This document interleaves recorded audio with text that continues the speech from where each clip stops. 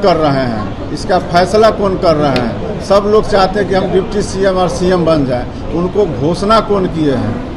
आज तेजस्वी यादव कभी बोले हैं कि हम इनको, हमारी सरकार बनेगी तो हम इनको मुख्यमंत्री बनाएंगे? कभी बोले हैं? कितना सीट देंगे? 60 सीट मांग रहे हैं। कभी बोले हैं कि हम 60 सीट मांगेंगे? दावा करते हैं कि सबसे हम ज़्यादा जनाधार वाले हैं, अब बगल में बैठने नहीं दे रहे हैं तेजस्वी जी। ये आपको नहीं दिखाई दे रहा है?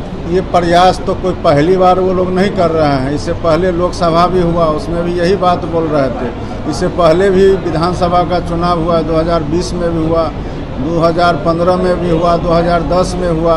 अब 2010 का रिजल्ट आप देख लीजिए, उसी का पुनरावृत्ति होने जा रहा है। और माननीय मुख्यमंत्री जी और जनता दल यू ने जो कहा है कि इस बार हम लोग 2025 में 225 सीट जीतेंगे, तो ये तय है कि इस बार जो है महागठबंधन कहीं नजर नहीं आएगा और निश्चित रूप से उसको हम लोग उखाड़ करके फेंक। महागठबंधन ने सीएम के चेहरे को लेकर के जो कंफ्यूजन किया है, क्या लग रहा है चुनाव से पहले क्या महागठबंधन रहेगा या उसमें सिर्फ सीएम फेस के लिए ही नहीं लड़ाई है, अनेकों लड़ाई है। सबसे पहले तो वो तय कर लेना कि किसको कितना सीट मिलेगा, उसमें से कितने लोग अभी भागेंगे वो गिनती आप लोग करते रहिएगा। वो एक साथ रह ही नहीं सकता, निश्चित रूप से टूटने वाला है। ये बड़ा घटना है और सबसे पहले तो हम लोग दुख व्यक्त करते हैं।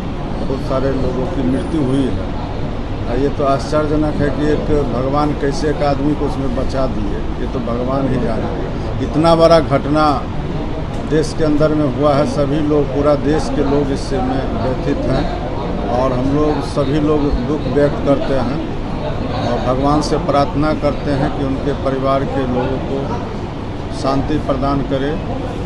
और हम लोग इसमें इससे ज़्यादा तो अभी कुछ कहने का हम लोग के पास भी शक्ति नहीं है। हम लोग माननीय प्रधानमंत्री जी आज गए हैं, या कल भी हमारे गृह मंत्री जी गए हुए थे वहाँ, और बहुत सारे जो देश के केंद्रीय मंत्री हैं वो गए हैं। सभी लोग इसके पर नज़र भी बनाए हुए हैं और ये बड़ा दुखद घटना है। और भगवान से तो हम लोग यही प्रार्थना करेंगे कि इस तरह का घटना फिर कभी नहीं हो। कोई टकराहट नहीं है, सभी लोग आपस में मिलजुल करके हम लोग काम करते हैं और हमारा एनडीए परिवार पूरी तरह से एकजुट है और रहेगा और हम लोगों का एक साथ लड़ेंगे और सरकार बनाएंगे। मुकेश सहनी कहते हैं कि सहनी समाज और मछुआरा समाज जो है उनके साथ में है और इतना ज़्यादा साथ में है कि एनडीए चाहता है कि हम उनको साथ में ले लें।